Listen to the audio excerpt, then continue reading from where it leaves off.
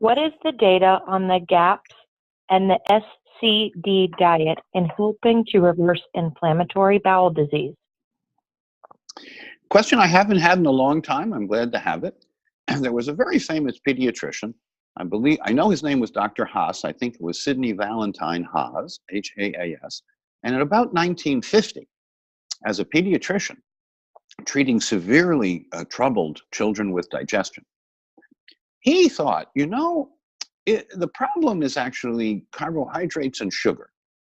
So why don't we restrict severely carbohydrates? Why don't we increase meat? Why don't we increase broth, but not bone broth? He pointed out that bone broth is too rich in glutamate. Bone broth is too rich in toxins that usually are in the bones and get liberated when the bone broth is made. He was a big fan of meat broths, but he said no bone broth until you're well on your way to being well. Beyond that, in my opinion, it was the best that could be done in 1950.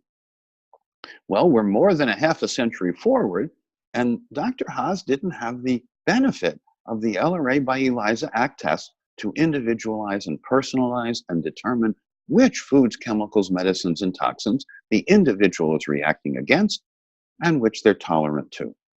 I'm pretty sure that if Dr. Haas were here with me today, he would be doing the LRA by ELISA ACT tests and following the Joy of Living the Alkaline Way program. He was a brilliant pediatrician from 1950. It is likely that in the last half century plus, we've learned something that's relevant.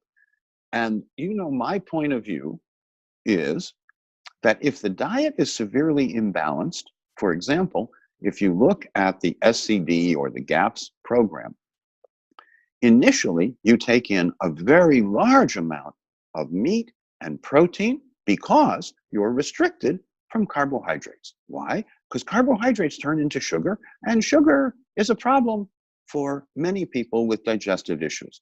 Well, yes, carbohydrates, especially complex carbohydrates, turn into sugar.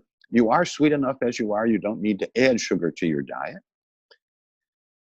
Yes, he was a brilliant clinician who came up with a restricted diet that if you take it for too long, and he agreed with this, if you followed his diet for a long period of time, you would be severely deficient. On the other hand, it saved the lives of many children, and several health writers of the 1950s had children who were helped by Dr. Haas, and they wrote many, many, many articles about why carbohydrates bad, protein, fat good. Well, that's easy to say. Carbohydrate bad, fat, protein good. And what I say is imbalance is a problem. However you create the imbalance, it's a problem. If you follow either the GAPS program or the SCD program carefully, you will have far too much protein and therefore acidosis. You will have far too much fat and you will induce insulin resistance over time.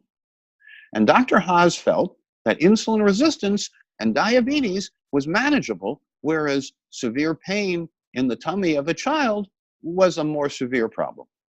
So with respect, they are historical, and I believe have been, they were the prior generation. The next generation is LRA by ELISA ACT tests and following the Joy of Living the Alkaline Way plan. And I believe that Dr. Haas, who died in about 1960 or 63 or something, he's died about the time I started college. So he was really someone I didn't know until I read the literature later. But thanks for the question. I think the GAPS in SCD diet were well intended. I think they have been replaced by more advanced, more comprehensive, and safer approaches, especially the LRA by ELISA ACT test and plan.